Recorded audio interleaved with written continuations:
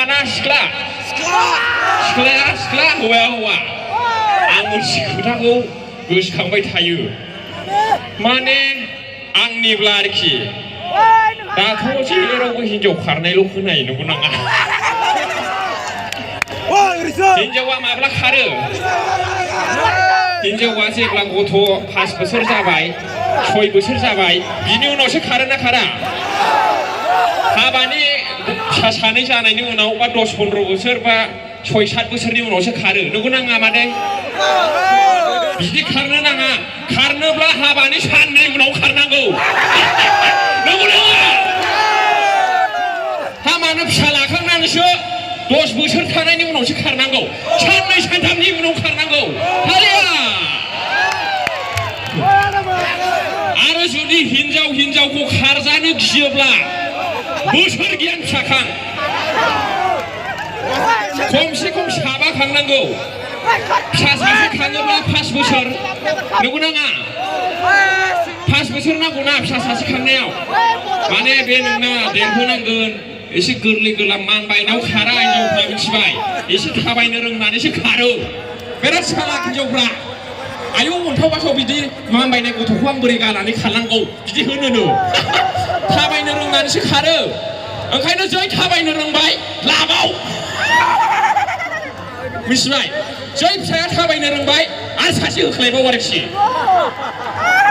बे लानायाव लानाय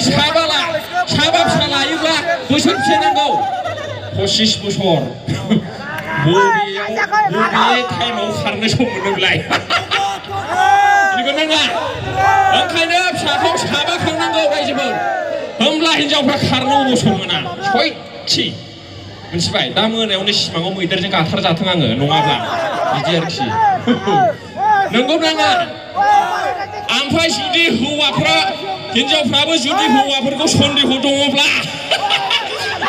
हौवाफ्राबो डेन्जार ना हिनजावखौ गारना खारो नंगौ नाङा हौवाफ्रा हिनजावखौ गारना खारना खारा हिनजावफोर आं बुंखायो हौवाफोरखौ नोङो सिगिनोबो हाया नोङो दमन खालामनानैबो दोननो हाया ओंखायनो उन्दुनायनि सिगां ब्लेड ज्रो आरो हालदैखौ टेबोलाव दोन जेबो खालामनो नाङा ओरैनो सल' दोन आरोखि ब्लेड ज्रो थाइबा खिजानिखौ बायखा ओमफ्राय खुरैयाव हालदै ला जेबो खालामनो नाङा होमब्लानो गिबाय बियो नोंखौ गारना खारला हिनजावफोर गाज्रि मोनबाय नामा सोरबा गाज्रि मोनदों गाज्रि मोनबाय नामा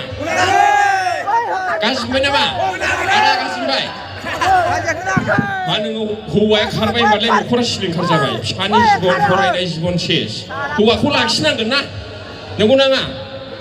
ओंखायनो बिदि खालामनांगौ सिगिनाया बेसो आरोखि आयौ सानफ्लांगोन बियो होमब्ला ओइ जाथ'बाय आं गान खननोसै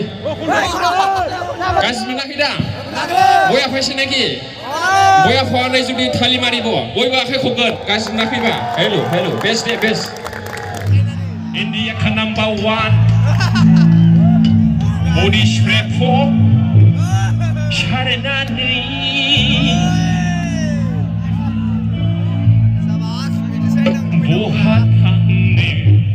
Bohaninin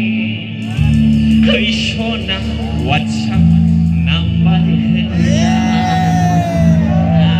Tali mari mo dada ini ko arki finish to